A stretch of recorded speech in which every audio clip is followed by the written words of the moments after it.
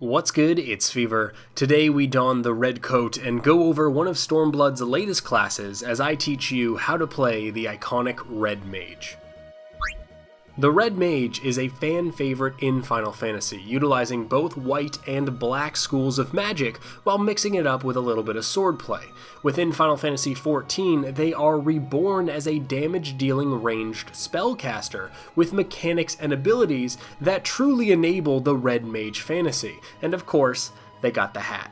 Overall, the Red Mage might be the easiest and most forgiving job released yet, not so much because it's simple to execute, but because the rotation is incredibly intuitive, mistakes don't cost too much, and they deal with movement the best out of any other caster. The Red Mage is defined by two separate mechanics. The first is Dual Cast. This is a buff that is received after you hardcast any spell that will make the next spell you cast instant. This is a passive trait to the class that will affect you no matter what you do in this game. The second mechanic is the visual element on the interface, the Mana Gauge. A large portion of the Red Mage's spells will build up black and white mana, indicated by the colored and white bars on this visual element, and through the choices of the spells that you cast, your task is to maintain a rough balance between the two. The gem at the top of this element will change color to let you know if you fall out of balance, and if that is the case, will impose a penalty. This mana is also used as a resource to fuel some of your heavy-hitting abilities.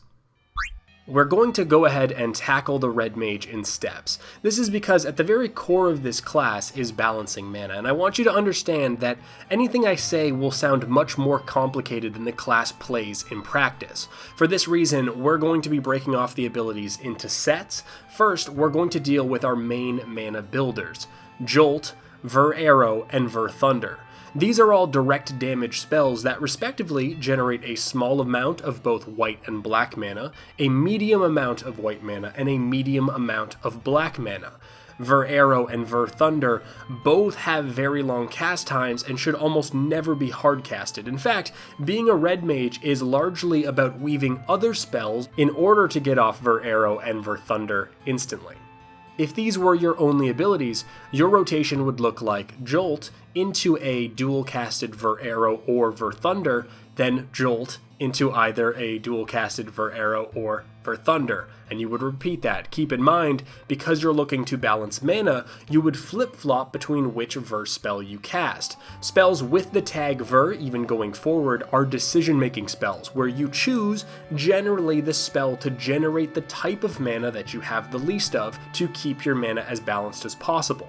But alas, the Red Mage obviously has more than 3 spells, and we're going to expand it here with another 3 abilities: Impact, Ver Stone, and Ver Fire, which, similar to before, are direct damage spells that respectively generate a small amount of both white and black mana, a medium amount of white mana, and a medium amount of black mana. I like to arrange these spells on my bar as a second tier above those first 3 spells, as it gives you a visual representation of the upcoming priority system. The quirk with these spells, however, is that they are grayed out and not castable unless a buff, a proc, is triggered from one of those first 3 spells that we had mentioned, tied to the same school of magic. So what I mean by that is Jolt will proc Impact, Ver Arrow will proc Ver Stone, and Ver Thunder will proc Ver Fire. Jolt's proc happens 100% of the time, where the Ver procs will only happen 50% of the time. And the way that all of these spells will figure into the rotation is that they will directly replace Jolt as the spell used to generate dual cast, with a priority given to the Ver procs over Impact. So, in practice, you cast Jolt, which then will proc both Impact and Dual Cast. You will then use Dual Cast on, say, Ver Arrow, and if Ver Arrow procs its 50% chance to activate Ver Stone, you will then use that. Otherwise, you'll use Impact, which had a 100% proc rate anyway.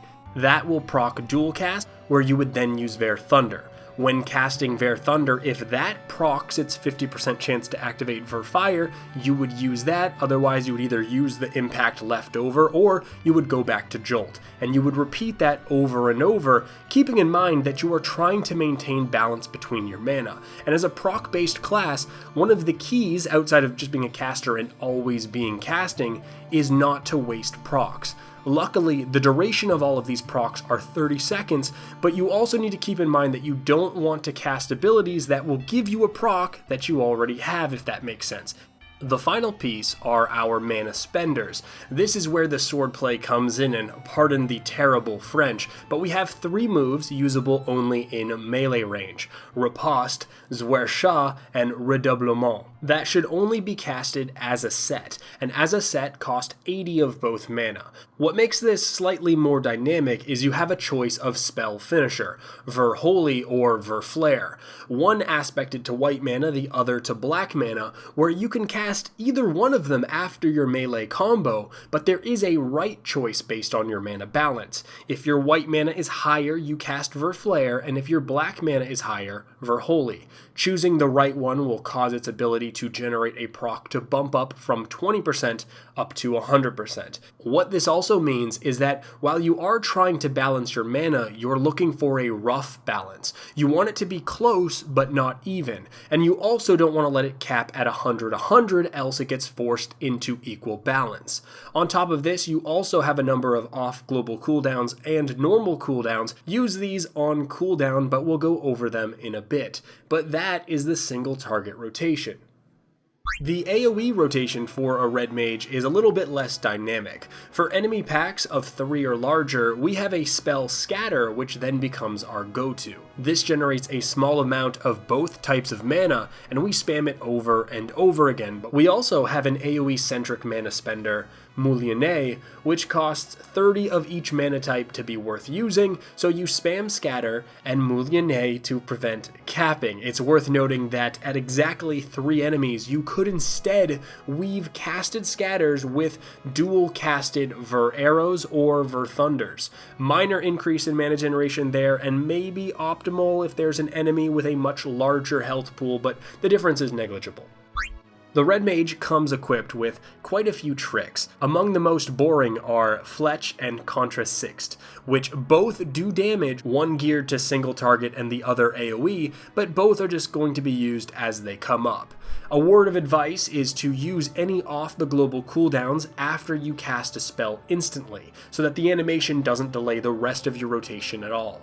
Red Mages also have 2 mobility skills that are off the GCD, Core a Core, and Displacement. One charges in and deals damage, and one hops back and deals damage. And what you'll see are a lot of Red Mages using these to go from range to melee to use their combo, then hop back. And I find that because we can move freely after every dual cast for like 2.5 seconds, that positioning and movement isn't really a struggle for us. So as you get more comfortable with the Red Mage, transition to these just being damage spells, or earmark them for specific fight mechanics. Our remaining tricks are cooldowns. Now we have Embolden, which is a personal and group damage buff, magic bonus to us, physical for others. For us, we want to cast it midway through our melee combo so that it impacts our heaviest hitting abilities. In a group, you maybe want to use it at a different time to coordinate with their DPS timers. Manification, this doubles our current black and white mana and also refreshes our 2 mobility skills. As you can do simple math, this means optimally you want to use this between 40 to 50 mana and with your mobility skills on cooldown. And finally, Acceleration. Acceleration causes the next 50% Ver proc to be 100%. This gives you some force stability, and with a short cooldown should just be used whenever it's up. I find though, when you're learning the spec, when you're learning this class, don't use this at first until you really understand how the procs work together to create like the dynamic nature of the job, and then once you're comfortable, put this in. Outside of the benefits of the group damage buff Embolden, Red Mages are yet another DPS class that has access to Raise, and this is incredibly potent for a Red Mage as we can use our innate dual cast in order to use this ability instantly, and it feels good to single-handedly stabilize and almost wipe in a dungeon. On top of this, we have access to Ver Cure, which allows us to pump out a reasonable amount of healing if shit hits the fan, being a 350 potency heal that we can then cast another right after. I wouldn't go out of your way to heal, but if you're separated from your healer, maybe from a mechanic, or they die, some Ver Cures can go a long way. Through role actions, I only consider 3 to be mandatory. Lucid Dreaming, which largely we'll use for MP generation. We tend not to have MP problems unless we raise and cure a lot through a fight, which leads into our second role action, Mana Shift. If we're not going to make use of that mana, I'm sure a healer or someone else would love it. And third, Diversion. Red Mages require a bit of restraint when it comes to aggro, as you front load so much damage, especially when switching to a newly spawned ad. In about a 2-second cast, you're going to be dealing 240 to 270 potency, which you'll then follow up instantly with a 300 potency spell, and then a 300 or a 420 potency off global cooldown, sometimes both of them, leading you to attacking with about 1,000 potency all at once. Diversion will keep your tank happy and you alive. Swift Cast has its place, but because of dual cast has a bit of a reduced value, it can be helpful for movement or fishing for a specific proc, or to balance mana levels quickly if you mess up, but it's good, but it's not great like it is for other classes. And now we'll go over the opener. Now this can be influenced by procs, and I'm going to label a very specific verse spell, but as you know by now, they are interchangeable. You're going to have acceleration going, and you're going to, for the only time you ever do this, hard cast a Ver Thunder. You're going to use your dual cast proc on Ver Arrow in the GCD, use Fletch and Contra Sixt. You're then going to cast Ver Fire and Core a Core, Ver Stone or Impact depending on if a proc happened, and then hit Displacement in the GCD. You're going to then use one of your procs or Jolt if you got unlucky. Follow that up with a Ver Thunder or a Ver Arrow to balance, Manification to get that mana up, Core a Core since you just refreshed it, go through your melee combo, weaving in Potion, Embolden, and then Displacement at the end, and then go ahead and use your Ver Finisher. That's the opener. It's much simpler than it appears. And with that, this long-winded guide is complete. I don't know how I feel about the Red Mage. I think that the Red Mage is a good caster for people who don't enjoy casters, but honestly, I really just wanted a blue mage. Until next time, this is Fevir. Peace.